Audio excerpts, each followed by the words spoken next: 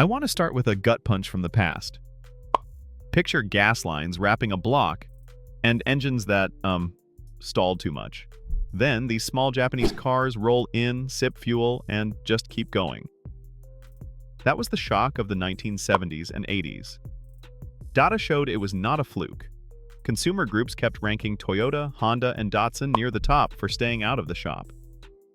US brands had bright spots, but many models lagged in day-to-day fixes. One huge sign was recalls. 1971 had a giant one from GM for millions of cars. Meanwhile, Japanese brands recalled fewer per car sold across those years. Owners felt that gap in their wallets and in their mornings. Starts became boring, in a good way. I remember riding in a neighbor's old Corolla that just, never seemed to complain. It made me ask how they built them so steady. If this sounds like the kind of messy but real talk you want more of, that's what we do here at Recall Roadmap with Morgan, so yeah, subscribe if you want in. Did Japan have magic, or did they just have a better plan? Stick with me because the plan is the real twist, and it changes how you shop today. Here's the simple truth I learned on the shop floor. Japan used a system that hunted waste like a leak in a garden hose. They called it lean, and inside Toyota it was the Toyota production system. Parts arrived just in time, not in giant piles. Teams stopped the line to fix a flaw now, not later. Workers met in small circles to spot tiny issues before they became big, noisy ones. Quality lived at the source, bolt by bolt.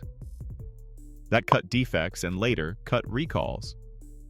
You can see it in the numbers from that era.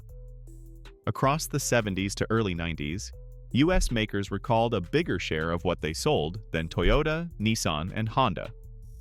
Consumer surveys also kept putting many Japanese models on the reliable side. Lean was not magic. It was discipline, feedback, and respect for process. I'll be honest, I used to think build fast, fix later could work if you had a strong dealer network. But the bills stack up and trust erodes and, you feel it in repeat visits. Would you rather catch the squeak on the line or chase it for years in the wild? Next, let's see how this shook people, jobs, and pride here at home.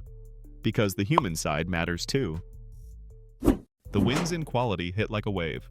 Small, thrifty cars surged after the oil shocks.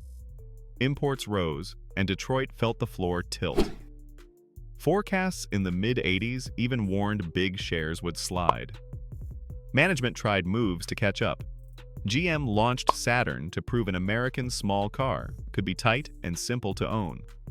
Some efforts helped, but change takes time, and reputations stick like glue. And then there's the pain we do not skip. In 1982, Vincent Chin was killed in a hate crime tied by anger to foreign cars. It was tragic and wrong. Jobs, trade, and pride are real, but people are not your enemy. The enemy is bad systems that waste skill and money. I wrestle with that because I've worked with line techs who gave everything, even when the process fought them. Blame is easy, fixing flow is hard. Today, you can see a new echo with rising makers from other countries, and it's fair to ask who will learn faster this time. Are we willing to copy the best ideas without the ego that slows us down?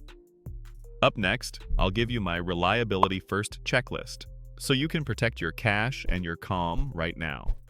Okay, your turn to win calmly.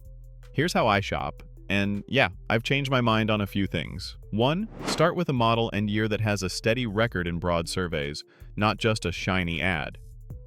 2. Run the VIN for open recalls before you test drive. 3. Read service records for repeat fixes on the same part.